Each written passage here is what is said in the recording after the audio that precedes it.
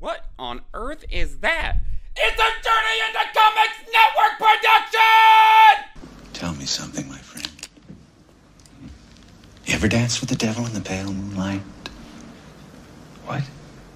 I always ask that of all my prey. I just like the sound of it.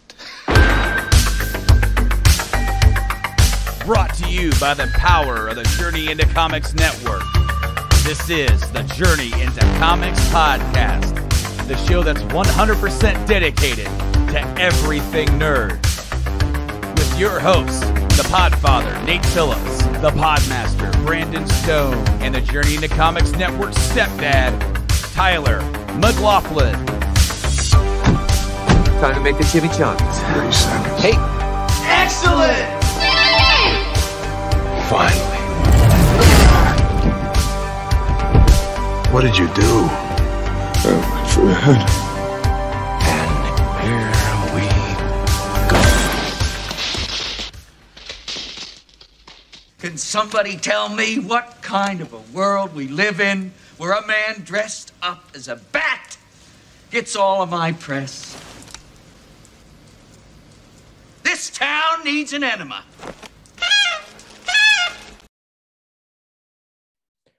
What's up, true believers? Welcome back to another episode of Journey into Comics. Today, it's Journey into Comics 347. I am your host, Nate, and today, joining me, welcome back once again, my bestie, my bud, my dude.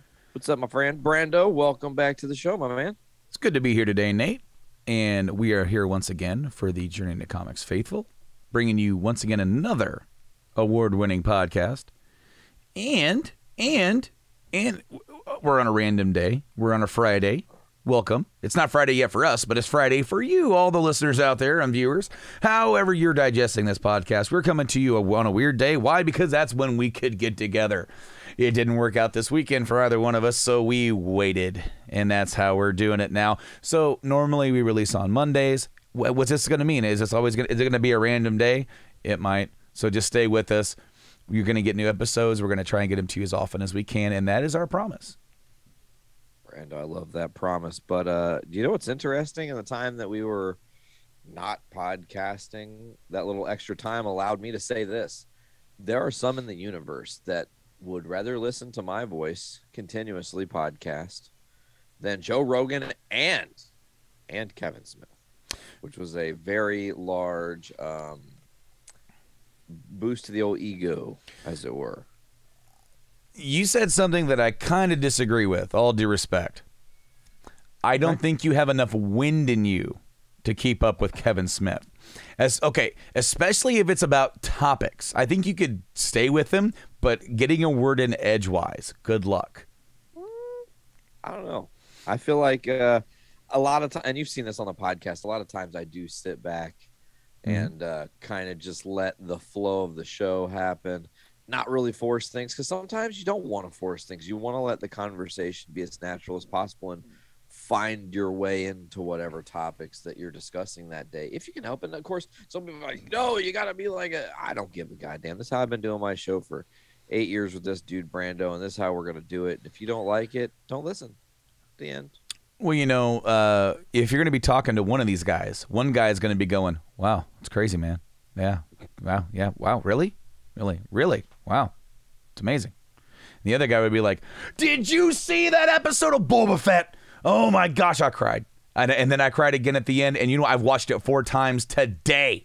It's true. I'm like 3 episodes behind on Boba Fett, so let's not I haven't even started it. I am so behind. Okay, so let me be honest with all of our listeners out there. I was not excited for Boba Fett. Okay, fair. Okay, why? Why am I not excited for Boba Fett? I've never been the biggest Boba Fett mark. I think he's a cool character, but I've never been like I have never desired more Boba Fett. He's never been my favorite character. All props to those who do love the character. I was excited to see him in The Mandalorian, but when they hinted that, hey, we're getting more story with him, that's not the story that I wanted to see next. I'm already invested. I think they made the right choice. It was a risk, but it was a right choice when they took this idea for a Mandalorian show and brought a brand new character, a brand new story, and a brand new, like, even sub-characters with some returning legacy characters, including Boba Fett. But because they could have came out with a show about Boba Fett first, and the fans would have went nuts. Instead, it was a risk. The first episode, nobody knew what to expect. There was excitement, but also apprehension. And it paid off. It paid off in droves. And now they're doing this show, and I haven't even started it. I've been spoiled on a few things, and that's okay. I'm more excited about the Obi-Wan story, and that's coming May 25th, the 45th anniversary of the release of A New Hope, or the original Star Wars. Awesome. I'm super excited for that to come out. I will watch Boba Fett. I am like an episode and a half still in Witcher season 2. We're almost done with it. And I so far I've really enjoyed Witcher season 2, and I'm really happy to see that all these weird rumors about Henry Cavill leaving the Witcher series it's just straight up false. Like, yeah, one of the best. It's funny because he is a good actor. He does a lot of good stuff, and we've talked about him here in other roles before. But there's just something about him going, the brooding. I love it. It's funny. Bro, I tell you what, speaking on things that you're watching and not watching and whatever, it's interesting because if you were to say, like, hey, man, should I watch Book of Boba Fett next? I would be like, no. You should watch Peacemaker next because that show's fucking incredible. We only have the finale that dropped today, I think, or the second to last episode, the penultimate episode dropped Thursday. That's yesterday, today. I have not yet seen the penultimate episode, but I'm really excited to watch it. So looking forward to what comes out of that story. But really, John Cena kills it.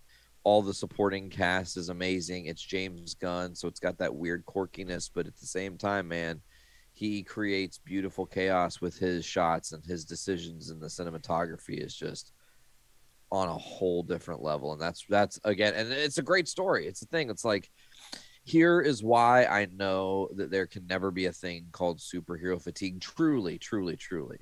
Is sure, you'll have people that'll be like, man, for a little bit, I need to like not watch superhero shit. People are always going to want to go back to it, especially if stories are great.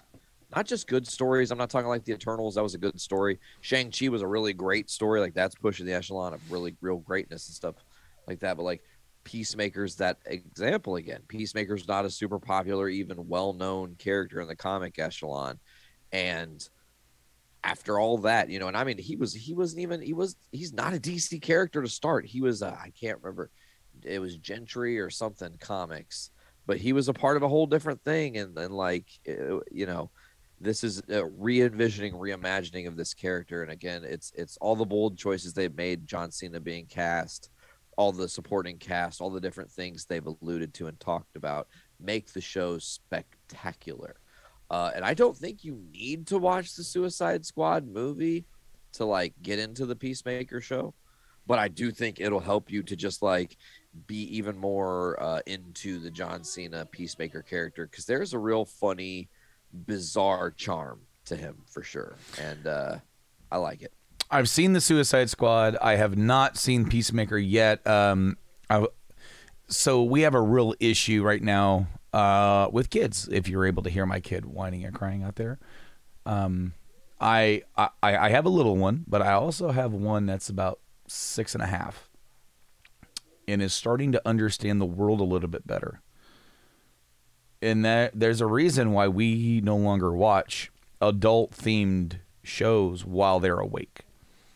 And number one is it's because of not ready to answer these certain questions. Oh yeah. Yet, like yesterday, watching the Nintendo Direct, he says, "How do they make games?" That's a great question. That is a fantastic question, and right now I'm trying to deep, really not a great time to, not a great to time. answer that question. I'm trying to watch. Hey, man, I'm trying to watch this Direct. Yeah, I'll explain the whole breakdown of game development in a couple hours. But right now, Dad is focused on the games they have developed. Anyway, so like, there's all the questions, but like, especially when he's awake, when he knows that we're trying to watch stuff, he just comes out of his room all the time and asks us and talks. Not even about. I had this talk before about kids, and it's like anytime you're trying to do something and they know you need a minute of peace, and you specifically say like, "Hey, I need you to go just chill up in your room for 10 minutes." Within that 10 minutes, 800 disasters will have happened that they need your attention for the entirety of that 10 minutes that you didn't even get. It's spectacular, but not really. And it's every time. So we've just, resigned ourselves to, if we want to watch anything that we want to pay attention to, it has to be after bedtime. And that is limited time on weeknights, because I try to be in bed in between 9 and 10. Well, yeah, you have a get up early job. I got to, it's way back in the day when we said the back dimples have done, not even ass crack, back dimples. And it's weird because I'm riding on the ass crack of dawn, because now I get up about 5:30 for some of my days. So that is pretty early, but it's still not you early. You're up at like what, 4? Yeah, that's when my alarm goes off. Yeah, 4. That's 4 my time, and your time that's like 3. 3. Yeah. Oh, like sour face McGee over here. Actually, I actually heard a hack. It's like, hey, you know what? If you get up super early on the weekends, then you sleep in 5 days a week. That's terrible. That is okay, so hold the fuck on. You've just tangented me into. I don't really like a lot of times talk about the deep behind the scenes parts of my job. But I'm going to let everybody in on a little something. So we got a new VP of operations for the entirety of both missions and then Ohm in Michigan. And this lady, she's super nice and she's super friendly. And she's like, I champion her to do great things. However, right out the gate, she done fucked up. We have the supervisor meeting yesterday. Right, yesterday was Wednesday. Yeah, yesterday. And she's on the phone, like, in the meeting, and we're talking about how it's super necessary for us as a staff to be able to go do outings with the store closed and us to be able to just bond with each other, because we don't ever really get that kind of, like, guard down bullshit bonding time. We're always go, because we've always got customers. We've always got, there's not a ton of downtime. There's always something to be doing. So do you know what she says? I love that. That's a great idea. I hear you guys. I absolutely champion. We're going to go and we'll like pick a food shelter and do community service. And everyone looked at each other like, no, you're not rewarding us for working our asses off by saying, hey, we shut the store down. Work fucking harder. We're not having it, bro. So yeah. Shut the store down and work for not pay. For not pay. Also, that's true. I mean, she's like, it's always service. It's like, yeah, I get that. That's great, but only goes so far. Wasn't the idea? Maybe we can do that after we bonded a little bit more. Like, man, like let me go bowling once or something. Let me throw these balls or something. That sounded wrong. Anyways, yeah. So I'm super behind on shows. Kate hasn't seen the Suicide Squad. I kind of want her to watch the movie before we watch Peacemaker. Absolutely. Because I think that she would actually enjoy it. I watched the Suicide Squad without her over the summer and absolutely adored it. I thought it was great. And, James Gunn doing what James Gunn has done before. He's taken some obscure character that's not really popular and is making him popular, just like he did with the Guardians characters that were D-list Guardians characters. And you know what? Somebody asked him about Guardians 3 on Twitter and why I can't remember what character it was. What couldn't be in it. It's on the tip of my tongue and I can't remember it, but the character is owned by Hasbro or something.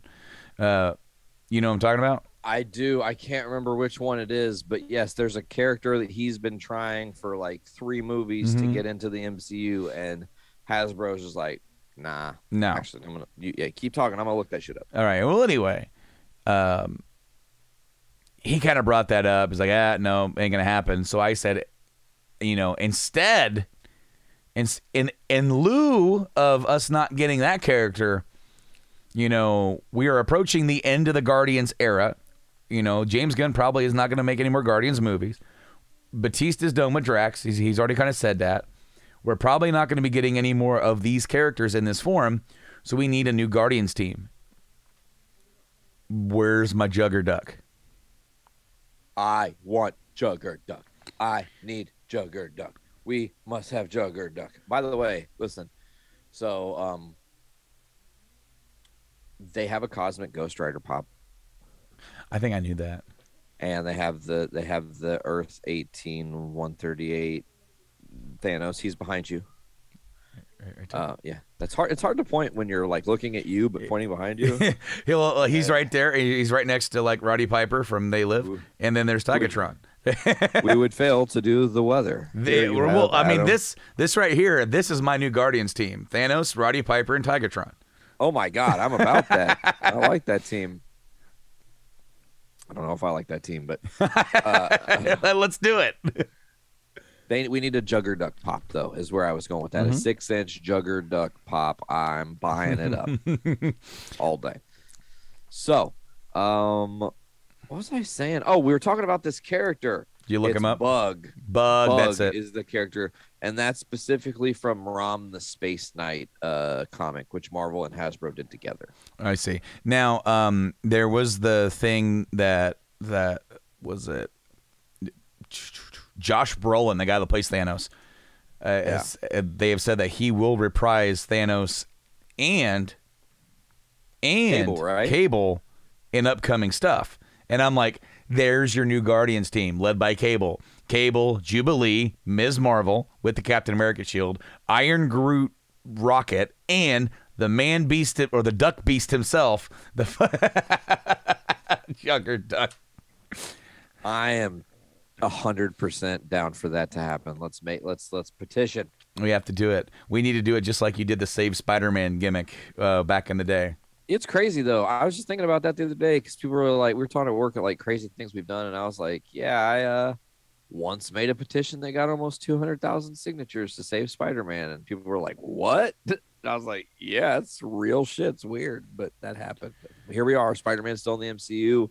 We are definitely getting more Spider-Mans. We're probably going to get multiple Spider-Man movies now. Potentially, yes. 'Cause it's possible we have 4 Spider-Man happening within one small time frame at some point in the future, because you could have a Tobey Maguire sequel, which I guess part of his agreement with Marvel and Sony to come back was like, listen, I'll come back. I want to come back. Please. Yes.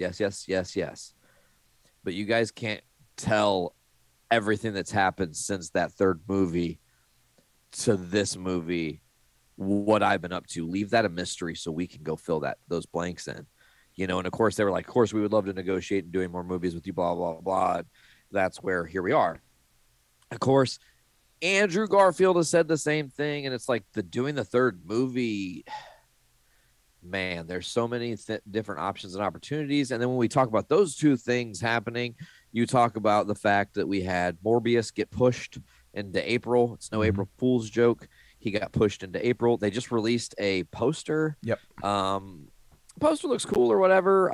I'm interested in seeing how Spider-Men or Spider-Mans or Spider Dudes, however you want to conceive it, play a role in that Morbius movie, because we know we've already seen it literally in the trailer. They dropped the murderer Easter egg. Yeah. Which is one Spider-Verse Spider-Man, which we were all like, and okay, it looked like, what? And it looked like Toby's, right? Yep. Yeah. And then here we go. We have Michael Keaton from Tom's. Yeah. So now, because we've seen No Way Home, you're like, okay, so what if Strange's fucking magic spell didn't quite work how he meant, and he sent people to the wrong place? Be interesting. So the whole Morbius change, that was only because of the Omicron variant. And, well, okay. So they were worried about the Omicron variant and theater attendance, and it's just a lot of unknowns. Well, they also had 4 movies, Sony, dropping within a matter of time. You had Ghostbusters in November, Spider-Man in December, Morbius in January, and then Uncharted in February. And yes, trust me. Did you get your Uncharted upgrade for PS5? How do I do that again? What do I do? Put the Uncharted 4 in? Put Uncharted 4 in, and for $10 you get the PS5 version. And you get the PS5 version for both that and the Lost Legacy expansion. And I don't know if you can still do it, but if you did it on the first weekend, you got a free ticket to go see the movie. Dang, that's cool. I know we're intending on speaking on video game stuff, possibly in a different universe, but right now, I mean, that's gonna. I have lots to discuss in that world. So Okay, cool. So they moved Morbius because they were afraid, number one, of Omicron, number two, of attendance, and then if they kept Morbius where it was and Omicron was surging, and then it was so close to Uncharted, they were worried about the effect it could have on Uncharted because people went and saw Morbius instead of Uncharted. They were trying to basically make sure and not put all their eggs too close together. Even though they kind of had to do it when they were rescheduling, they were a little worried. And so they moved it. They didn't move it too far because it had to get past Batman. You know, they couldn't put it too close to Batman either. And we're going to be talking about that in just a minute. But, you know, some people were like, man, I don't even want to see it now. Like, no, guys, no. Don't freak out. There's nothing, like, what's wrong with it? Why did they move it? There's nothing wrong with it. It was circumstance.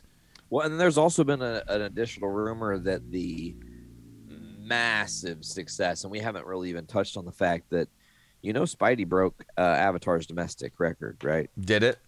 Yes. Which is really saying something. That is. And of course, it's now I think it's just down to chasing the two Avengers movies in front of it, which is like, holy shit. It's a Spider-Man movie, but at the same time, this is what Sony, when I started the podcast way back when on episode 3, I was hedging my bet and talking about how great Andy Garfield was, and they called it a failure at $95 million gross in the opening weekend. Failure. The success that the No Way Home is doing, that's what Sony envisioned, and now they have unlocked that. That's why they're willing to work with Marvel. That's why we are where we are. And I think that Tom Holland has this explosion point. No Way Home was not released in China. It still hasn't had a Chinese release? No, this is an article from the 7th, which is a couple days ago at this point. But No Way Home could have hit $2 billion at the global box office if it were released in China. The Chinese box office has been increasingly important to Hollywood films. And however, policy changes within the Chinese government, coupled with accelerated growth of its own domestic box office, has led China to be more selective about which Western films are shown in the country. Spider-Man No Way Home has not received a release date in China, losing out potentially hundreds of millions of dollars in ticket sales. That movie's going to explode over there, bro. They're going to get it eventually. You know that Marvel and Disney aren't going to sit and not get that check. Yeah, currently a domestic, it is sitting at $750,429,025. Worldwide, it is at $1,777,429,025.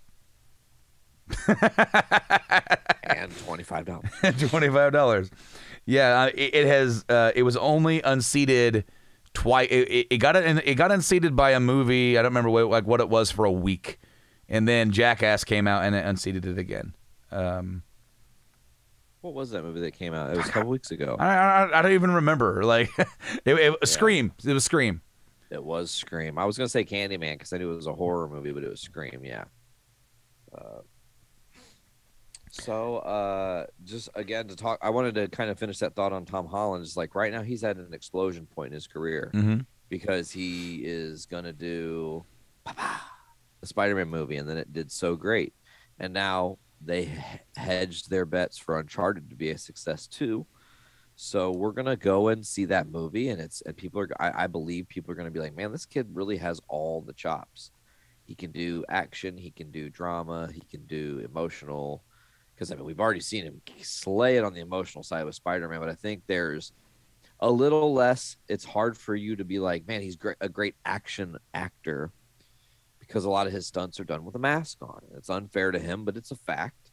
So having him in this movie where his facial expressions are exposed for everything he's going to be doing really is going to help boost him. And this is just, again, a great launch point. And then we're heading into, you said it, March. Boom, Batman. April doesn't really have anything, but then May we get Doctor Strange, and then in July we get Thor. Like Wakanda, and then Thor. I don't remember the order. Forgive me. There's too many new movies coming out, and they keep changing the release date because all this COVID. I think it's Thor and then Wakanda, but I'm checking to make sure because they did move everything. Oh, what the hell? Really? Come on now, guys. Thor, Love and Thunder, yeah, it's July, and then Black Panther is now in November. Marvel's is February. So, and then I believe Guardians is right around the corner. Guardians is in May after that, right? So you know, like we got some cool stuff coming around the corner. But before we even get around the corner, we've got a couple of cool stuff coming up, and we're going to talk about the one that we've seen more of first, the Batman. Do I think the Batman? First off, not even what I think. Let's get this out of the way. The Batman's not going to be anywhere near as successful as the last Spider-Man movie. It won't. And here's the reason why. There isn't the investment in this version of the character or story at all yet. Like there's always an investment in a Batman character, but literally the success of this last Spider-Man movie grew on the growth of 3 Spider-Man movies hitched to other Marvel movies that people had been roped into seeing because Marvel has hypnotized us all and tricked us into following this stuff and going to see every single movie, whether it's good or not. And then we go, and then we're like, you know, well, I mean, we have to go see Spider-Man because he was in Avengers, and then you remember the whole Tony thing, and Tony did this whole thing. He's the reason why Tony went and did this, and then Tony died, so we got to go see what's going on with Spider-Man, and then the dude from the other ones, he came in, but now he's bald, and then he told everybody who he is, so we got to go see this new one, and there's all this rumor about the other ones. Avengers. Yeah, that's great. What is that? Yeah. Well, then there's these rumors about these other Spider-Man movies. You remember those? We went and saw those in the theaters, in our hometown theater, for 1 and 2, and then the third one wasn't very good. But then they got the 2 other. They gave up on those. They got some other kid who's not really a kid. He's almost 40 years old, and then he did 2 movies, but then they gave up on him too. And then they got this new kid. So we have to go see this movie because what if they're in it? What if they're not in it? Then I'm going to be mad if they're not in it. But, you know, but if they are, it'd be cool. And so everybody got tricked into going to see the new Spider-Man movie, and it just happened to be really good.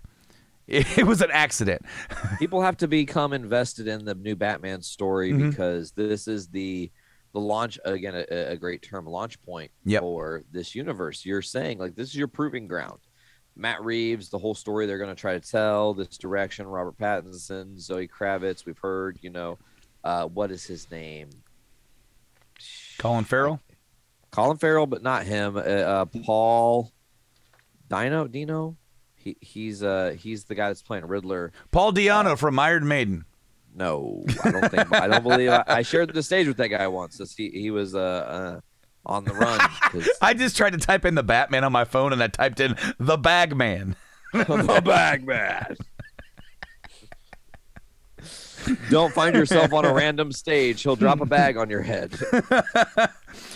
Paul Dano. There you or go. Dano. Dina Dog. But this is, like I said, this is their opportunity to show everybody, like, hey, we have a different take on Batman. This is going to be more about the detective side of it. It's more of a murder mystery. You're going to have probably more reveals than they're even willing to let on, because I think Hollywood's getting better at not just showing their whole hand in their trailer. Hey, you want to come see this movie? Watch the whole movie in this 2-minute trailer. Yeah. You know, it's more like, here's a couple snippets of something that you might find interesting and that draws you in to be more intrigued, but doesn't answer any questions. So what are we going to see from the Gotham universe? What's going to come of it? We will see, because March 4th or 5th is right around the corner, whenever that's coming out. Yeah. I'm very surprised that this movie, like according to this information, man, maybe it's not right, had a budget of $100 million. That's low for what I would think, which may be good because then the profit margin will be lower. So if this movie doesn't break $1 billion, You know, they're not like, oh, we're giving up on this series. Matt Reeves is done, and Robert Pattinson is failure. Batman no more. Well, because it's the same Chuck kind of. him in the Val Kilmer bin. Yeah. I mean, and hey, Pattinson wore the Kilmer suit, so that's what he screen tested with, was the Kilmer suit. Prophetic. So. Hopefully it's and not. Riddler's in this movie. What is happening? Oh no! And he's flipping his cane around, and okay. So look, I'm really hopeful that's not the case, because I want to be invested in. This looks like a dark, gritty, cinematic Batman, and I want that. This is not getting a dual max release, correct? This is a theater only. There are no more dual max releases, especially now that they're being sued by the production company that did The Matrix. Because they're saying that the dual max release, what we mean by that is the HBO Max releasing both on theaters and HBO Max, which they did for all their major releases last year due to COVID. Zilla v. Kong, Matrix, Space Jam, and Mortal Kombat, Dune. Splatoon, Above the Moon. So because of that, they're saying that it hurt their box office revenue, which, if you ask me, releasing a week after Spider-Man hurt their box office revenue. But, I mean, there's also a nugget of truth there. But I really don't like all these lawsuits putting up against all these different places that are choosing to do this and give people a safer option to watch these films. Because that's the reason why I saw The Matrix to begin with. That's the only reason why I sat and watched it. Because I made a choice to go put myself out there to go watch Spider-Man. And I did not want to go that close again. I'm trying to be as careful as I can. If you want to go out, to play with fire, dude, if you want to go out and be around a bunch of people all the time during this time, hats off to you. I don't care. Get sick. I don't want to be sick. I've got 2 kids at home I'm trying to look after. If I go down with sickness, whether I am positive or not, I have to stay home, which means my family doesn't get money. And also, check out this fucking nugget here. Yeah, Brando's getting hot under the collar now. So if I go out with symptoms and I get told to stay home until I get my test back, if it's positive, I can use FMLA, which I have to call and set it up, and it gets covered. If it's negative, it doesn't get covered under FMLA, and I get charged those days against my attendance. But they told me to stay home. So no, I won't go out and get sick and watch your fucking movie. Anyway, I stayed home and watched The Matrix. I actually really liked it. I thought it was really cool. It's got a few, if you're thinking too much about plot holes, could be there. But the thing is about movies and comic books, and I think sometimes we take stuff just a little too freaking seriously around here, and we need to just have fun with it. At the end of the day, answer the question: were you entertained? Are you not entertained? Exactly. So I was very entertained by them. I went back and before I watched it, I watched the other 3, and then I watched the new one, and I really enjoyed it. This Batman movie has had me from the word go, because it's got a guy who's a proven commodity in Matt Reeves. It's got Pattinson, who's a great actor, despite what you may think of him doing the damn Twilight movies. Let's get over actors being labeled something forever and a day because they did something. If anything, he was in Harry Potter first. He was. So he's a dual nerd superstar. Now he's going to be a three-time fandom. This guy could go to any fan con ever and get hounded for any number of things.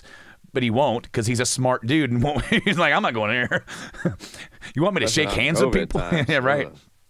I'm excited to see what he brings to the table with his character supposedly influenced by Kurt Cobain. It's a different take. We haven't seen that yet. I want to see it. I'm looking forward to seeing Jeffrey Wright, who was born to play Commissioner Gordon. If you've seen Jeffrey Wright in anything, watch the first season at least of Westworld and tell me this guy's not a damn perfect Jim Gordon. I was thinking that when we were watching Westworld, I'm like, man, this guy can play Jim Gordon, and they casted him a few years later as Jim Gordon. I'm so excited to see that characters like the Penguin and Catwoman are being introduced in this movie, and they're not the lead villain. They are characters in a revolving world that are going to hopefully continue to be a part of it as the series moves forward.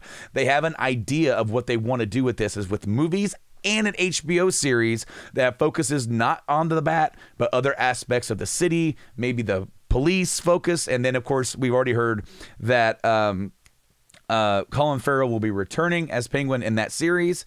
So we're going to get more of that. This is world building that they're choosing not to share it with anybody else. They have enough characters. They can build a living, breathing world with these big epic films and squeeze these series in like seasons in between, and it helps fill it out. I think it's a really cool thing. I hope they don't give up on it, because this movie looks like it's going to be dark and violent. I saw something, Pattinson said that the way he interpreted Batman's rule about killing is that it's a constant battle with him about wanting to dish out the justice and vengeance versus being able to hold himself back. Just because he doesn't kill you doesn't mean that he doesn't want to kill you. Yeah. It's that showing the ability to walk the line and stop when you need to stop. That's a very he found that very appealing about being so emotional and being able to stop that and pull it back. And the movie's going to be dark, violent, and long. I love the fact that I love the new take on the Riddler, making him like the Zodiac killer. I think it's a great take. To start, definitely. Because I think that he's going to evolve and become a little more flamboyant, because you have like longtime Riddler fans. You're looking at one who are clamoring for them to bring a little bit more of a realistic version of the comic takes, or maybe the animated takes, or just not directly a Jim Carrey take. And I don't mean to bury him in this, but like, he doesn't have to be goofy to be flamboyant and have like a certain air about him.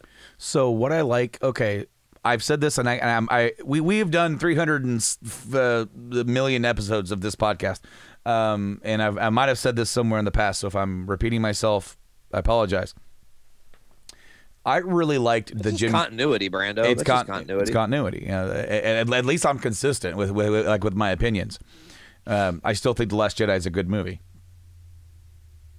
I said it anyway. I liked Jim Carrey's take on the Riddler before he becomes the Riddler. Like the meeting with him and Bruce in the beginning. Enigma, yeah. Yeah, where he's like writing this line of insanity, trying to make himself, and even kills his boss.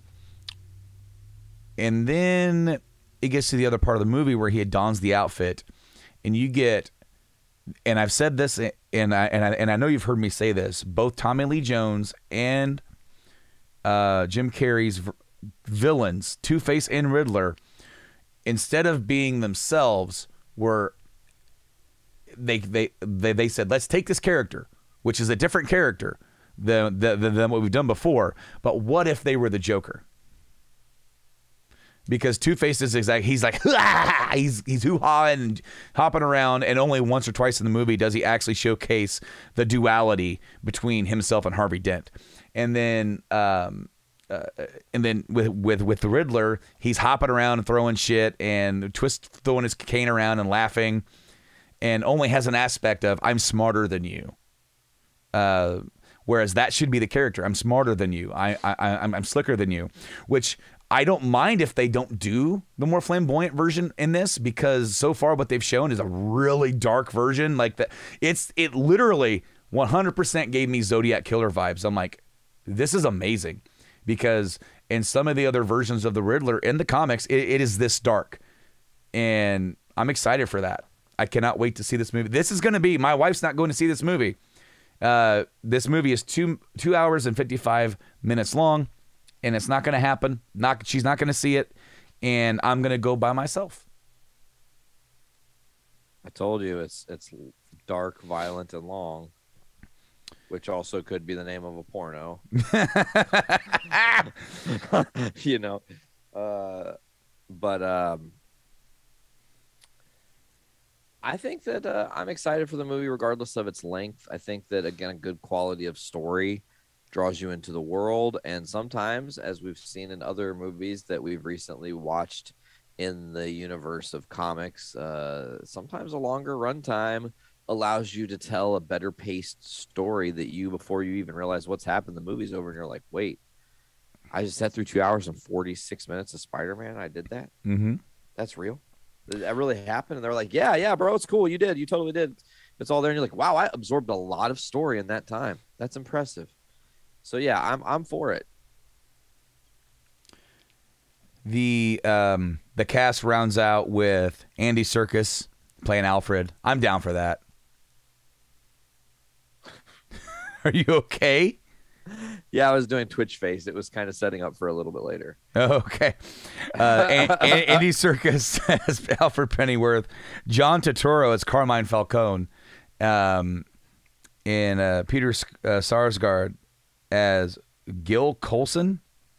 Not really too sure who that character is. Do you know who that character is? Not right off the top of my head, no.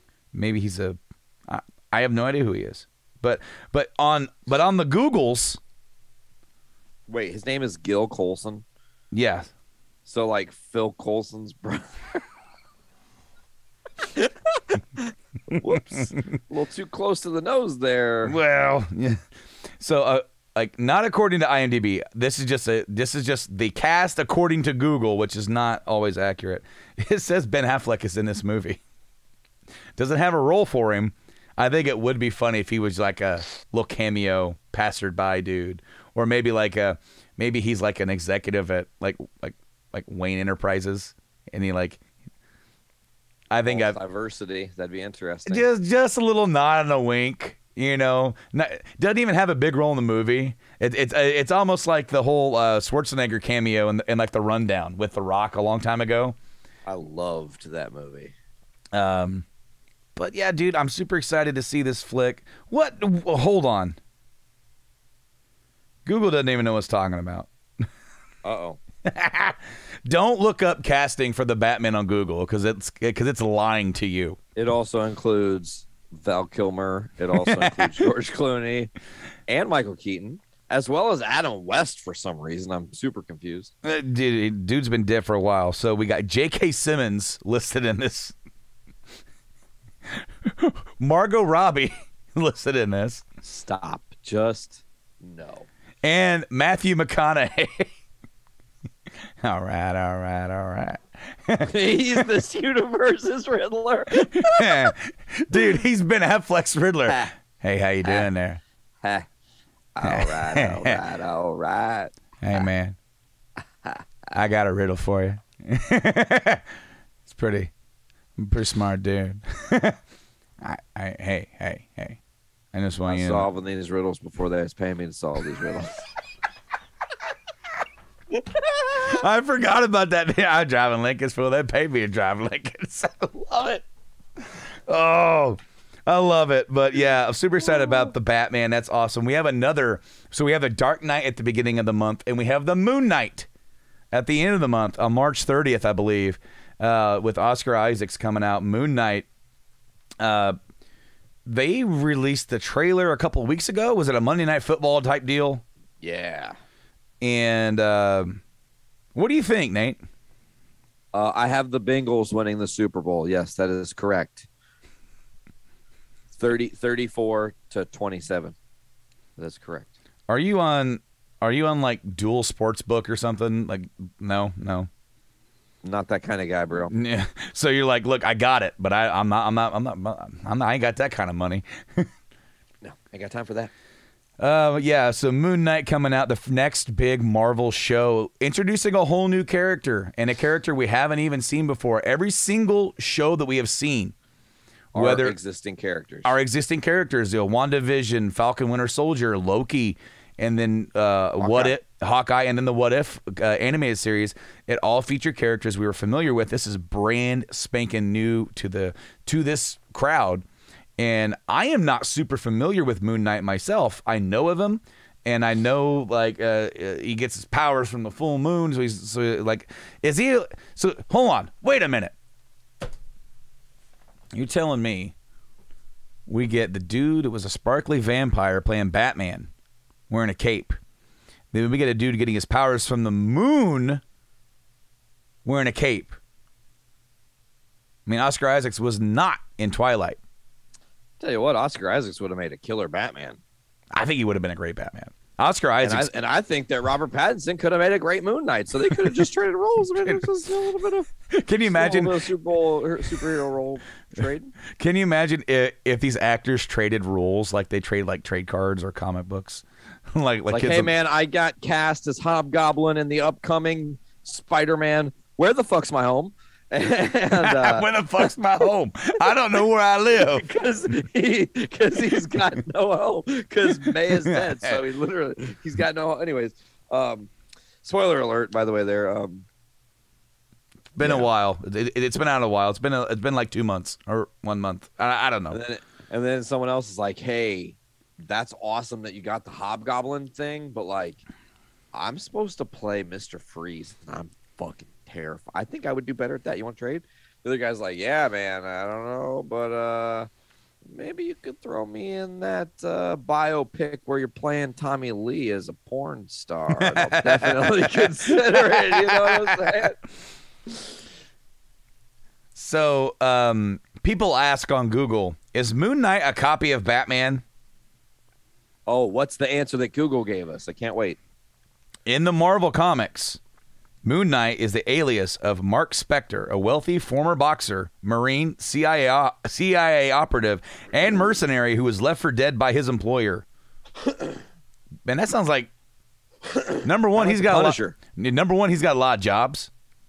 Many jobs. So which was the employer? Which was it? His boxing coach or his trainer? It's like you didn't win the fucking head. Tried to $1 million baby him. Yeah, you didn't win the big one, kid. But no, like him being a CIA operative, a mercenary, being left for dead. That's Spawn's origin. Anyways, not only that, both are pretty dark heroes. Although Batman has a no-kill rule and Moon Knight does not. Obviously, he's a mercenary. Yeah. He's got that dope, like, scythe thing. A scimitar. I think it's pretty easy to say that, like, the only person in Marvel who's a Batman equivalent is Daredevil. Like, okay, so Tony's the rich millionaire dude, but I don't think but that's the only thing they have in common. Daredevil's not rich, but as far as the kind of vigilante they are is very similar. But absolutely, I'm excited to learn more about the character and see what they do with it. I have since learned about the character a little bit more. I like how the trailer really showcases the dude losing his freaking mind. It makes it seem like the show is going to be a little bit more cerebral than what we've been getting, or Jekyll and Hyde. Yeah, and it makes you wonder, like, then what is this character going to be like? How are they going to integrate this character going forward past his show? When it comes time to to bring the band to together to gather up all the heroes, how are they going to work it out? Because the way they did it the last time was completely different and organic compared to, it seems like we're all over the roadmap right now in terms of just bringing people together. Do you wonder if right now we're getting like a lot of stories that we don't listen? Okay, we are getting a lot of different stories that are happening. We know that Secret Invasion is coming. Mm-hmm. Some of these stories could be red herrings. Not to say that the story doesn't matter, but to say, here's this story, this character you think you're invested in. Oh, wait, they were actually a Skrull. And that opens the door for you to have just like this whole imposter syndrome of like, who do I trust? And that's where the whole storyline of Secret Invasion becomes insane. Because you think about it, any character that's in the entirety of the MCU, while Thanos did the snap and certain ones floated away, this time, instead of it being randomly they float away, it's randomly they weren't who they said they were, and they're actually an alien, which means the real version could look totally different, which is something I love that they did in the comics. I think that Moon Knight's going to be a shining spotlight. I hope that they can find a clever way to tie him into everything, because you're right, he is kind of out there, but he also could be that out there thing that has other things tied to him that bring everything into the MCU more. You know, he's the leader of all the fringe stuff. Mm-hmm. Excited to see the Charlie Cox possibly return to do other stuff. There's rumors. there's a rumor about the Super Bowl, and I know we aren't there yet. It'll be here in a couple days or tomorrow or Sunday or whatever day we're on. Depending on when you're listening, it might have already happened. Hopefully my prediction was correct. But we're supposed to get a Doctor Strange trailer that could show us a multitude of things. And, like, I guess a lot of the rumors that have been coming out surrounding the cast that may be involved in this Doctor Strange movie are because of test screenings. The movie was supposed to be out this month, February. And it got pushed to May. So, what does that mean? You and I went through one of our first episodes back, really doing this a little bit more consistently. We talked about all these casting rumors of people who may possibly show up in the Multiverse of Madness, because that's a big title. You give it the Multiverse. What's also crazy? I've started seeing, you can tell that toy companies don't give a fuck. They don't care about the changes and stuff when it comes to the release date alterations, because I've already been seeing Multiverse of Madness stuff on the shelves in your local Targets and stuff, and I'm just like, oh, hopefully they don't make a spoil. That kind of happened with Spider-Man. That happened with Ghostbusters, and that's because they have all these merchandise deals that are slated to be released at a certain point in time, and because of the last 2 years of insanity that we've been enduring, that has led to they have to get these out the door. So, like, I want to say I saw Ghostbusters toys in the store this past summer. Oh yeah, definitely. Yeah, started seeing the pops and stuff, and I was just like, that movie's not even coming out until November now. What? I got slightly spoiled because of one of the toys. I would have been lucky and still avoided spoilers because I still have not finished it. But we did, in fact, just purchase Ghostbusters Afterlife on Blu-ray. Did you see that big collector set they have? It's, a friend of mine showed his on his Facebook, and I got a little jelly. They're really expensive though, right? It was like a $250 set or something. I don't remember how much it was, but I didn't yet. Anyways, I'm going to find out. Well, he is going to find out. Super Bowl, we might get some trailers. What other stuff are you wanting to see? Because I personally would love for that to be the spot where we see the Obi-Wan trailer, even if it's a teaser, and we're not getting like here's what I need. Here's what I need from the Obi-Wan trailer. Him walking in the desert. Him telling a Jawa, hello there. Him walking into Mos Eisley cantina. And then, like, you see, like, a short snippet of, like, little kid Luke. And, like, Luke. And he's watching over, and you're like, oh, okay, so he's doing stuff we already know he's doing. And then it ends the trailer with the fucking Vader breath. That box right now on eBay is like $300. So the aftermarket is insane on it already, but I don't see even where you could buy it brand new because it's just not available. It's sad. I went ahead and just did it digital. It's weird because I got all this game stuff over here in physical. When it comes to movies, I have resigned myself to purchasing digital when it's convenient and only buying physical for things I really want. It was convenient to get the Ghostbusters digital pack in 4K because I got to see it a whole month before everybody else did. So here's what I'm going to do. I bought it digital. I have it. If I want it physical, I'm gonna go get it on from a used disc replay or something like that. I'm gonna get it on the cheap to put into my physical collection because literally the movies I'm gonna be buying are probably gonna be the nerdy stuff that I'm into. The MCU. I haven't even purchased any of the MCU movies. I haven't felt the need to. Ever since Far From Home, that's the last one I bought like that. So I don't really feel the need to because they're of easy availability for me to watch, and I don't need to spend $30 on this thing. I just don't.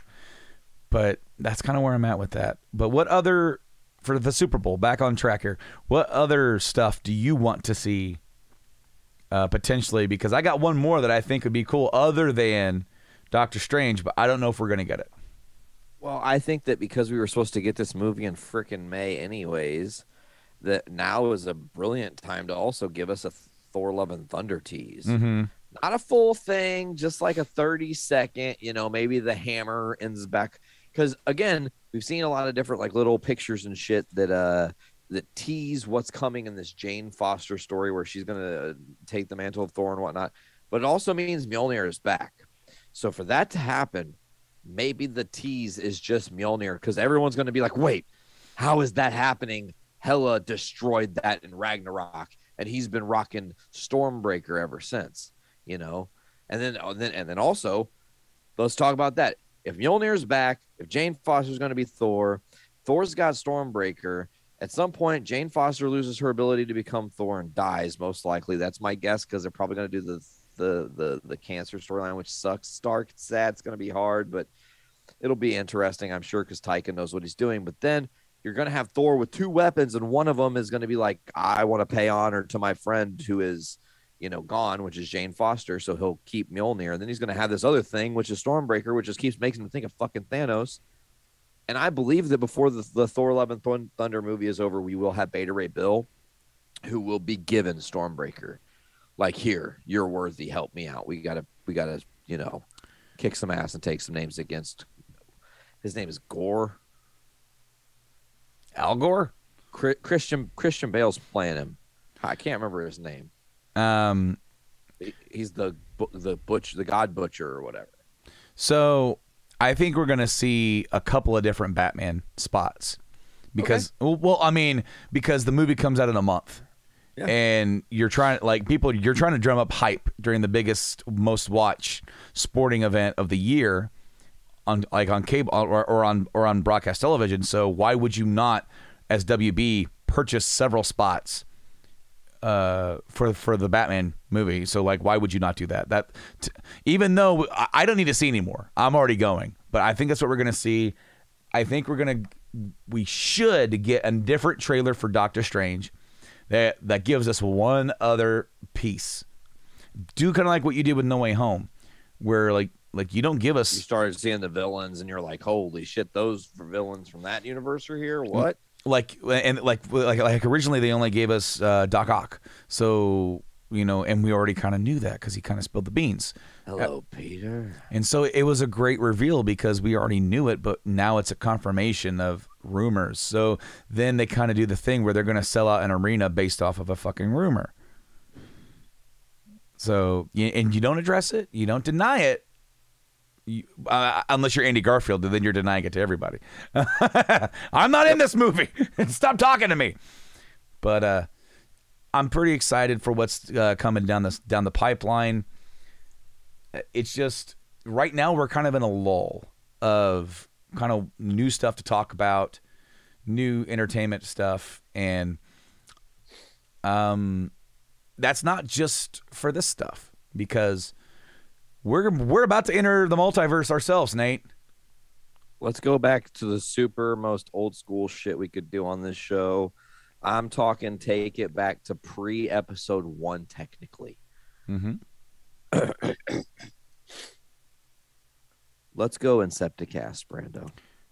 We're about to do a podcast within a podcast. Podcast within a podcast within a podcast.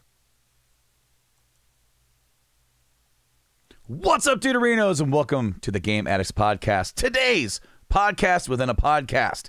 You can hear this audio on the Journey into Comics feed for right now. I'll get to that in just a minute. We're going to be talking about some gaming news and events.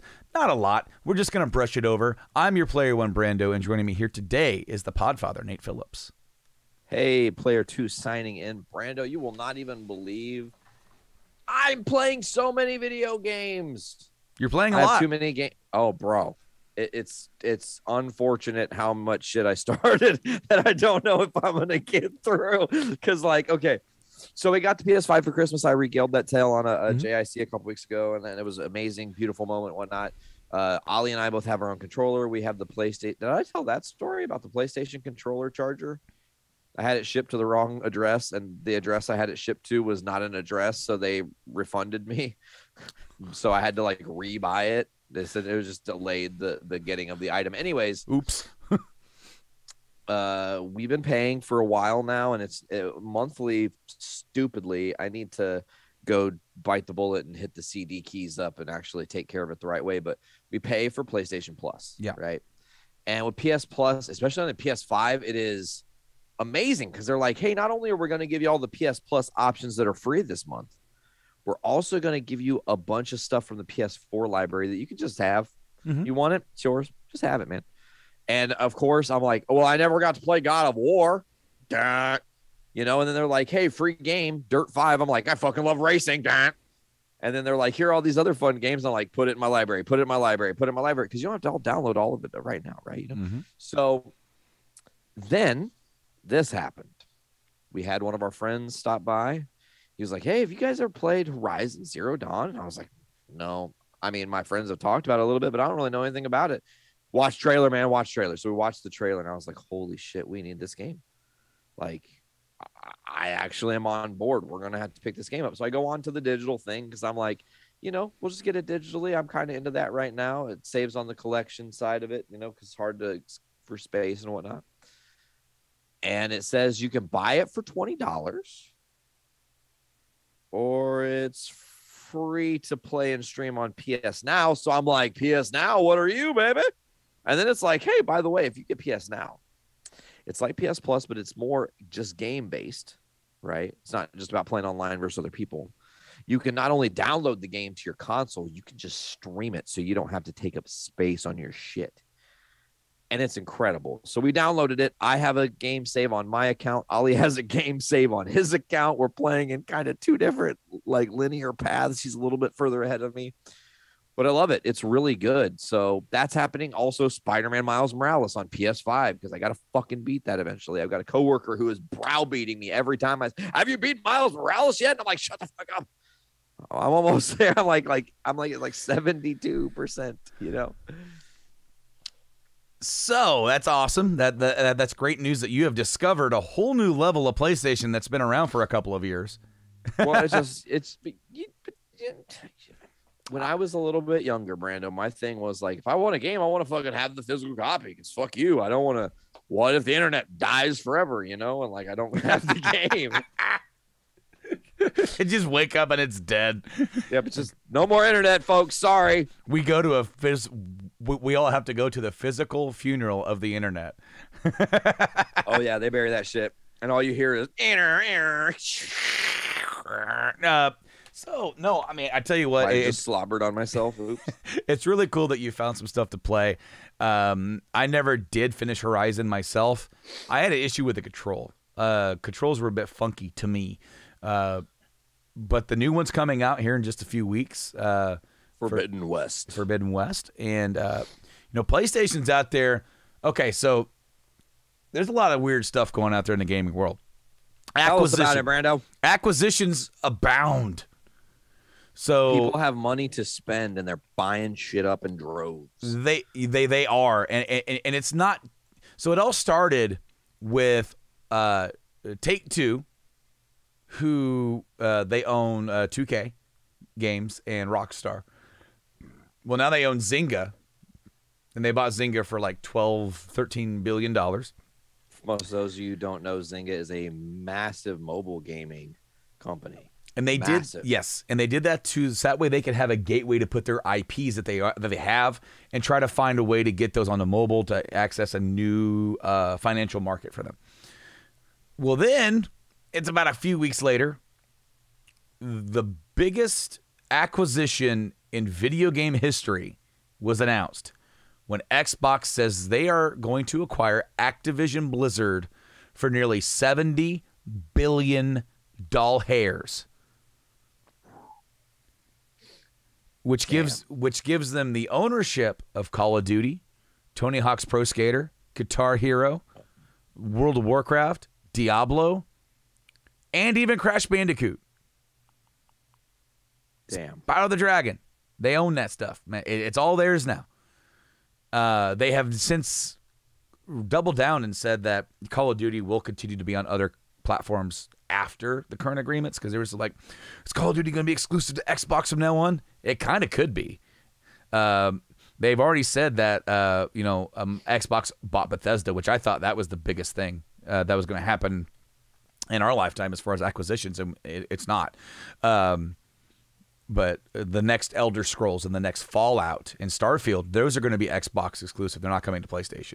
So you want those, you got to either get them on PC, have a good PC to play them, or have an Xbox.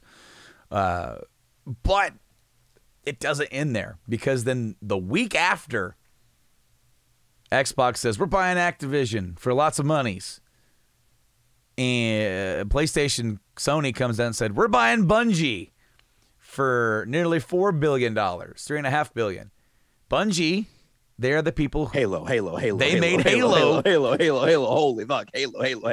They're the dev team that created Halo. Halo 1 through Reach. So that's 1, 2, 3, ODST and Reach. Like maybe Halo Wars as well, right? Halo, Halo Wars. Maybe. Sure. Why not throw them in there? Fuck it. I'm going to go look. Throw them in there. I don't know. I'll see, he's not even going to use the internet this time. He's actually just going to go get his copy. Look at this flex. Anyways, Sony says they're buying Bungie, and they initially they said, hey, the stuff it's going to be independent, and it's going to still be on all of its platforms. Bungie did not have a hand in it. It was Ensemble Studios with Microsoft. That did Halo Wars. So like basically it was an ensemble of a bunch of different developers. That was a bad joke. Anyways. It's okay. It landed. Lot of weird moves going on, and I wonder if there's not going to be more on the horizon because, no pun intended, because I kind of feel like, okay, so the Activision deal is happening, and because of what's going on at Activision, because of all of the behind the scenes stuff, lawsuits and lawsuits from people and the state of California due to just harassment. I'm not sure what else is going on. There's a lot of different stuff, and it really, think about it like this. They were willing to try to get out of this thing. It's like to let somebody else buy this thing and take it over. That's how bad off it is. And it was, from what I understand, Xbox was only one suitor who was talking to there were other people talking to him. We're just living in a weird multiverse, like we said earlier, Brando. Kind of. Spyro and Crash Bandicoot, which have been essentially PlayStation exclusive since their inception, have now been purchased by Xbox. And Halo, which is the flagship of all that is Microsoft and all that is the Xbox brand, is now in control by motherfucking Sony. This is not true on that. So Bungie doesn't have anything to do with Halo anymore. I know, but I'm saying the spirit thereof. They gave that baby up for adoption, or they left house. Yeah, they sewed it.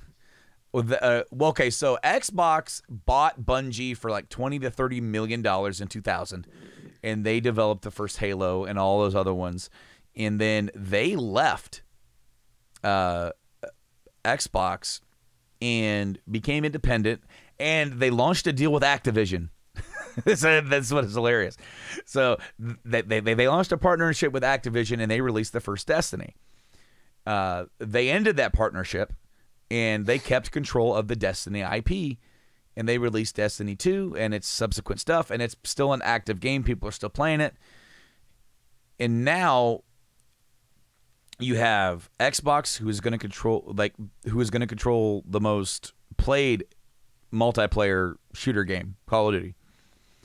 And you're going to have Sony, who's going to have the next whatever. Is it going to be Destiny 3 or whatever they're doing? Now, I don't think either one of those are going to become 100% exclusives. I think they're going to have incentives. Like, is Call of Duty going to be free on Game Pass day one? Yes. The whole reason why they purchased Activision Blizzard is to get all these IPs. This is how Xbox is going to win this war. This war. They are never, and you can count Brando on this, and I'll come back and say I'm wrong. They will never outsell the PlayStation. They're not going to do it because number one of just brand loyalty, but also due to their strategy isn't that anymore. So the Xbox 360 sold 85 million units. Congratulations. That is the best-selling Xbox console to date. It got outsold by the PlayStation 3 by 2.5 million units. That is the worst-selling PlayStation console. Yep. Xbox got beat by the worst-selling PlayStation console. The PS4 is sitting at a very healthy and comfy 115 or 17 million consoles sold. Damn. The PS4 is now the number 4 best-selling console or gaming device of all time. Do you want to know what the other ones are? I'm gonna guess it's a Nintendo NES. Okay. Well, let's talk about this in just a second. Xbox doesn't care about that because they're focusing on Game Pass, because their goal is to get as many IPs as they can get underneath their house, and they don't have to make deals for it. It's in their house. And that way the next TV you buy is going to have an Xbox app. And all you need is this and an internet. Oh, my God. All you and need. And now the Xbox is in every home in the world. Yep. Through Game Pass streaming, very similar to your PlayStation Now, Xbox is on every TV, and all you got to do is sign up. You have access to all these games. Halo's day one, Forza's day one, Call of Duty's day one, maybe even a World of Warcraft is going to be on there day one for new stuff, new updates. All for the meager price of currently $15. It could go up because, I mean, the value of that's what their plan is. So now let's shift. That's Xbox's plan. Sony is doubling down on hardware, and they're going to be pushing the PS5 as well as their new PSVR 2, which they've unveiled like at the beginning of the month. So let's talk about those sales. PlayStation is doing pretty good with their PS4 sales. They're very happy. The Xbox has discontinued the Xbox One brand last year. They're done making them to focus on making the new ones as well as their new focus.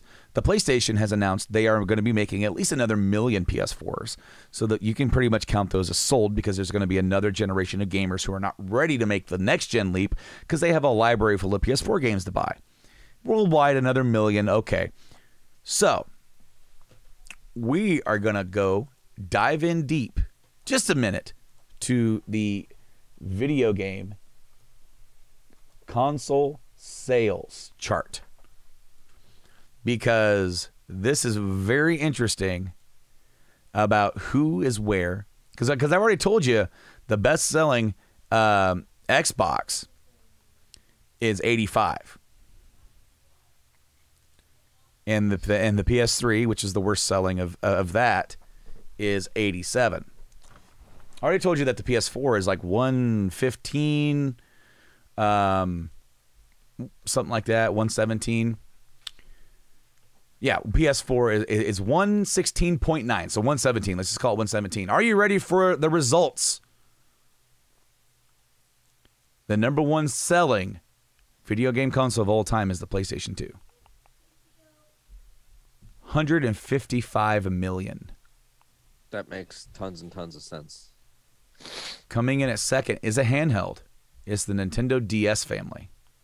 The whole family. The original, the Lite, the DSi, the DSi XL. Not the 3DS. That's DSi XL Plus. XL Plus. So just the original DS. 154 million. So damn near close. A pretty distant ways away at 118. The Game Boy and Game Boy Color.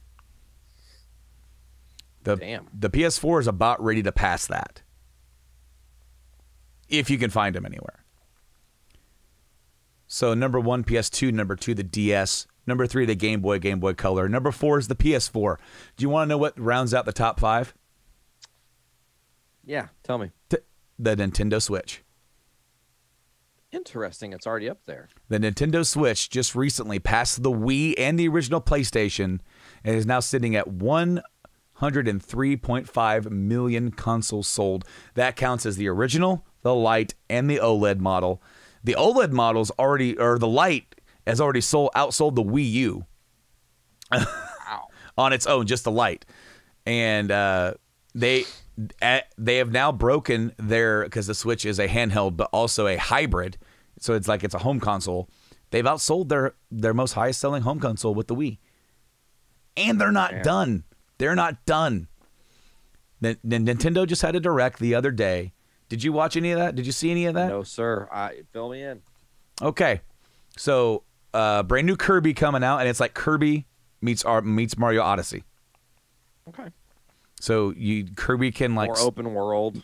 Yeah, more bigger spaces. It's 3D. He can suck down broken down cars and drive around as a big Kirby car thing. That's awesome. He can suck in a vending machine. You can hobble around as a vending machine as he shoots stuff out of his It's silly and stupid. But a new Kirby, Splatoon 3 coming this summer. A sequel to Wii Sports is coming. That's awesome. Nintendo Switch Sports. And this will have tennis, soccer, badminton, volleyball, and bowling. And there's going to be 2 updates to it throughout the year. So soccer, you actually do use your hands for the soccer, but then there's a mode where you just do like a kick challenge. So it's not like an actual game of soccer. You're doing kick, and you can strap it to your leg and use that to kick. And then there's going to be an update where I guess you can use that for the whole experience for soccer. And then in the fall, we're supposed to be getting the golf update where you get to play another round of like motion control golf. So pretty interesting there. I was kind of shocked that they're doing it, but also why not? That is a series that was really high selling. It was almost concluded with like 70% of the original Wii sales. We're getting a sequel to Mario Strikers from the GameCube. Mario Strikers Battle League coming out June 10th. And we're getting some ports. We're getting a port of No Man's Sky. We're getting a port of Star Wars The Force Unleashed. We're getting a port of Portal 1 and 2. That's awesome. We're getting ports of Klonoa. Door to Phantom Isle and Klonoa 2. That was out of left field. We're getting remakes of Advanced Wars 1 and 2 in April. We're getting Fire Emblem Warriors. So it's Fire Emblem meets Dynasty Warriors in June. And I think Metroid Dread's getting a free update where you get insta-death if you get hit. Good luck with that for all you people out there who enjoy just torture. But the biggest one, so the big rumor was going to be Mario Kart 9. Sure. And Mario Kart 9 is not happening yet. Instead, they announced new DLC for Mario Kart 8. They are releasing 48 new courses to Mario Kart 8. Well, they're not new. They are remastered courses from all the past Mario games, from the original all the way up into Mario Kart 7. Damn. And they're going to release in waves. I think it's $25 for the pack, or if you subscribe to the Nintendo Switch Online expansion pack, which that is $50 a month. It gets you access to everything that's in the original online, which was NES, Super NES, and the ability to play online. The expansion pack gives you access to the N64 games they have on there, Sega Genesis games they have on there, some what's that? Animal Crossing stuff. And if you subscribe to the online expansion pass, you get this DLC for free. Whoa, that's awesome. The first pack of these new tracks will be they're going to launch in 6 batches of 8 maps each, and the first one comes out on March 18th until the end of 2023. So this whole year and the whole next year, we're going to be getting intermittent releases of new tracks. The first wave will include from the Wii, Coconut Mall, N64, Choco Mountain, from Mario Kart Tour, Tokyo Blur, and other ones. they didn't give the other ones. But some people there's some mixed feelings about this because they want their Mario Kart 9, and instead they're doing with courses what they did with Smash Brothers, where they just keep adding characters and adding characters and adding characters to the point of any new Smash game that comes out is going to be a letdown because it's not going to have as many characters. But now we're getting on top of all the tracks that we already had from the original Mario Kart that also included the DLC for that original Mario Kart 8, now we're getting 48 new tracks. Nate, do you have to dust off some of your chops? Got to actually get it for the Switch first of all, and then once we get it for the Switch, you know, the no holds barred, I'm going back to the old school style of just kicking everybody's ass and taking all the names because I love racing and Mario Kart. I was talking about somebody the other day. I was like, you know, it's my shit. Brando, you remember? Villain's gone. Come on, man. You at one point held the world record for Moo Moo Medals. Moo Moo Meadows, not medals. Metal Moo Moo Meadows. You broke the record for Moo Moo Medals with a broken freaking neck. I did that. I think it's cool because save Mario Kart 9 for the next console where you're really going to try to innovate and do something new to the game. And if you know that's not going to happen for the next couple of years, do this because there's going to be people who want it. There are going to be people who want Mario Kart. Well, plus bringing all those old tracks into the modern allows for people to relive the nostalgia and get a little taste of the Mario Kart that they want, because ultimately that's what they want. They want more courses. They don't necessarily want a new game totally re-innovated with all new everything. They want more of the same with a lot more of the shit they love. And really one of the best parts about the Mario Kart 8 experience on the Wii U was going back and playing all those old courses totally upgraded to modern looks and just being like, oh my God, I remember racing this on the N64. Or, you know, you said Choco Mountain and I'm just like, oh my God, those fucking boulders, get away from my life. I hate those goddamn boulders. They always would kill me. I also forgot to say Xenoblade Chronicles 3. Damn. Yeah. They're coming out this year. All these games are coming out this year, by the way. These are all games coming out this year. We didn't get updates on Breath of the Wild 2 or Metroid Prime 4. So most of the stuff that got announced is either getting released between now and summer, with some of them twinkling into like September or something like that. And that's the way Nintendo likes to do it. They said, here, we're doing all this stuff, and it's coming to you. They have sold, was it 103? 103.5 million consoles and still have at least 2 more full years of content coming out of games. And that's not, MLB The Show is coming to the Switch this year. That's cool. And so MLB The Show has historically been exclusive to the PlayStation. Starting last year, because this was the deal they struck with the MLB, to continue, Sony still makes it. Sony San Diego still makes the show. But last year, it went to the Xbox for the very first time. This year, it comes to the Switch for the first time, and you can play online with people on other consoles. Fully cross-plat. And if you're on another console, like if you're playing Road to the Show on PS5, you can take that progress with you on the Switch. That's cool. I thought that was amazing. San Diego has been doing stuff in sports games, like being able to upload your own tracks using a USB and integrating those into the game that a certain maybe wrestling game could be doing. Because something I found out not that long ago, one reason why we don't have all the wrestling themes that we want is that the company actually has to license those from WWE. WWE just doesn't give them to them. They have to license those tracks individually. That's so dumb. It is dumb and ridiculous. And on the older consoles, it was easy to do custom. But we cannot do it yet.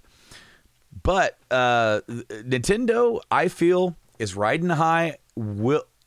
I think Nintendo is going to pass the PS4 with the Switch.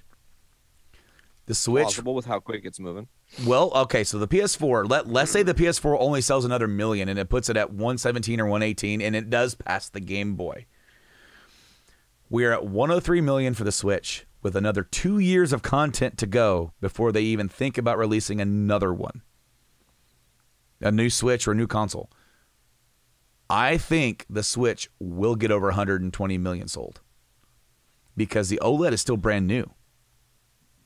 And we still are having, like, it's not as hard to get as the PS5 or the Xbox Series X because more than once have I been able to see, oh, hey, this console's in stock on Amazon or Best Buy, and I've been able to go and add it to my cart. Like for the Switch OLED, it does sell out, but it doesn't sell out within minutes like the other ones, which means that the Switch is nearing the end of its life, but it's still selling out.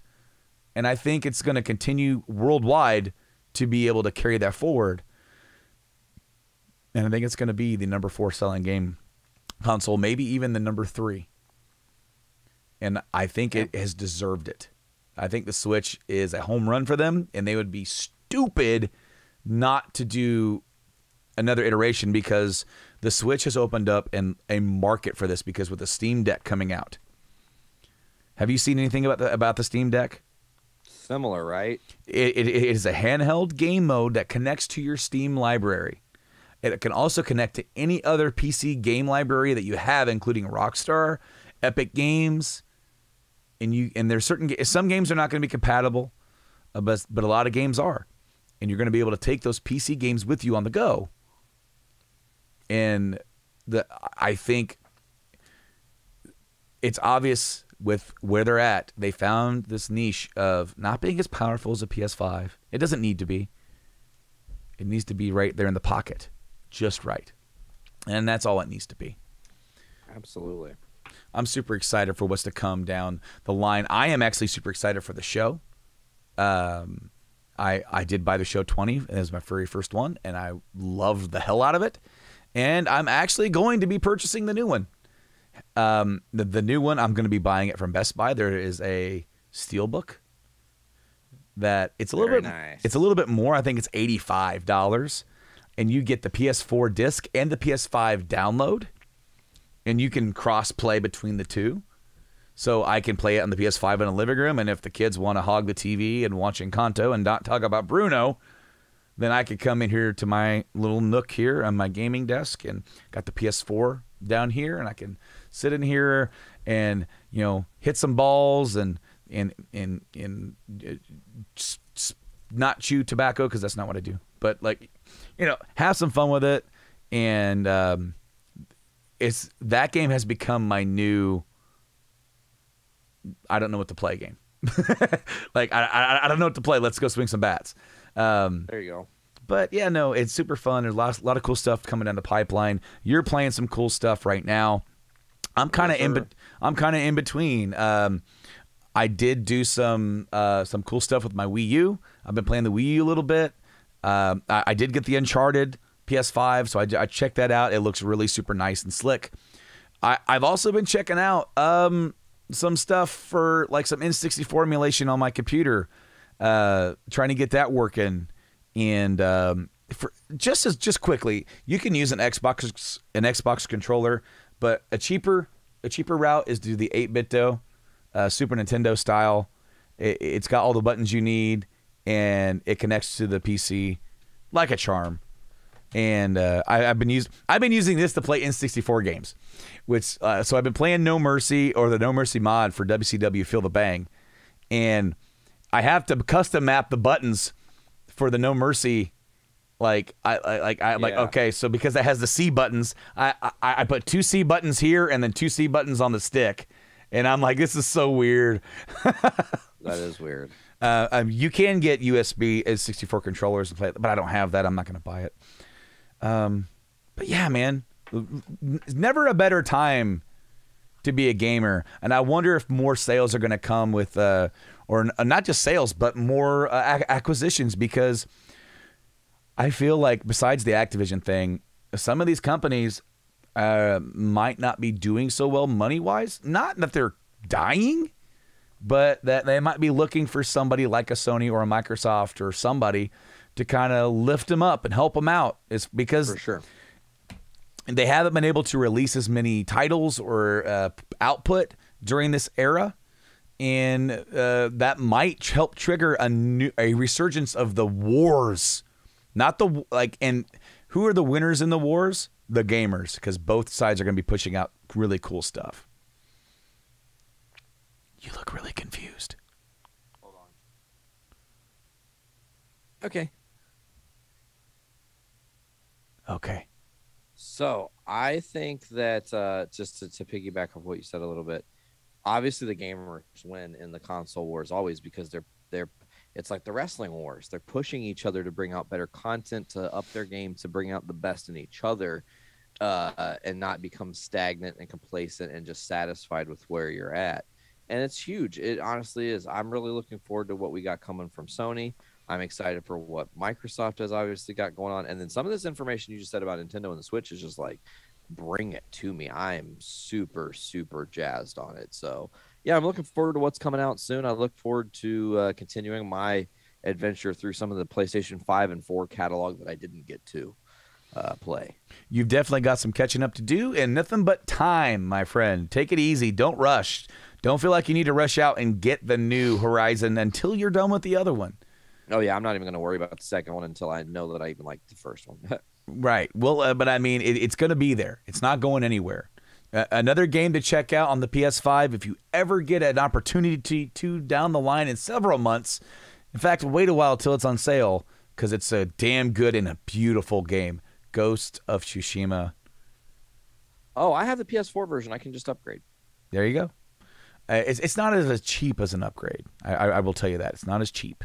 Okay, whatever. But eventually it will be. I'm just saying it's not as cheap as the Uncharted, which was like $10, or it's not as cheap as the FF7 one, which was free.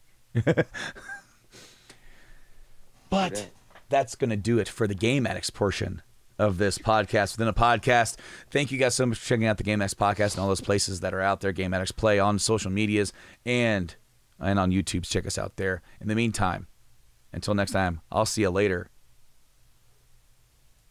And we're going to head it back to the other podcast. Something's happening. I'm crawling. Whoa, now I'm in the other window. I moved to the other window, and now you're back over there, and I don't know what's going on. Okay, so you guys, I think the multiverse broke.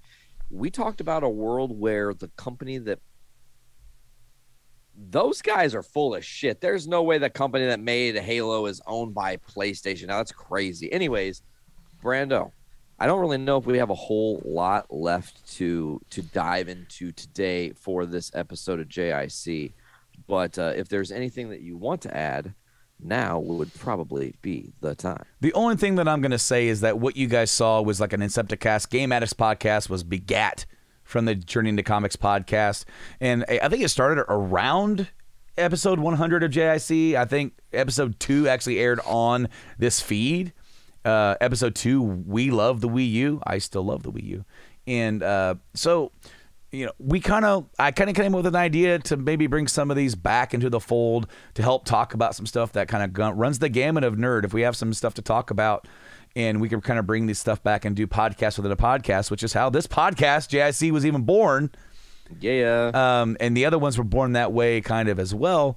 So you might see some other ones kind of coming down the road as we see fit. You might get some. We might not do a podcast within a podcast next time, but you might. Maybe we'll see Journey into Wrestling pop up. Maybe we'll see Foodies Watching Movies pop up. That'd be kind of a neat little callback. Maybe we'll see. Hey. Maybe we'll see Podcastrophe. Maybe we'll just get overtaken by somebody else from some other show, and we won't even have a show. But like then we'll come back and kick them off the show because it's our show. This is the Nate and Brando show. It's not the Brandon Nate show. It is our favorite show because it is our show.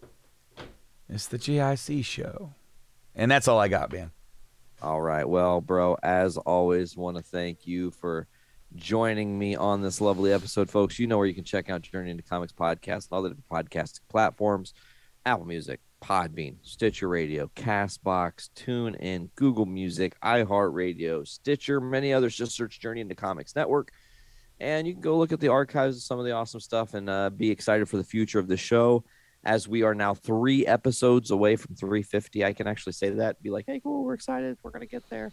But yeah, Brad, I think that's going to do it for this week's episode, man. If there's nothing else for you to add, folks, this has been Journey into Comics 347. I have no fucking clue what we're gonna call this. Me either. Long, violent, dark, violent, and long, perhaps. Dark. I like it. I don't know. But anyways, I've been Nate. I've been Brando. And as always, please pop your caps back and fill your brains with shit. Later, guys.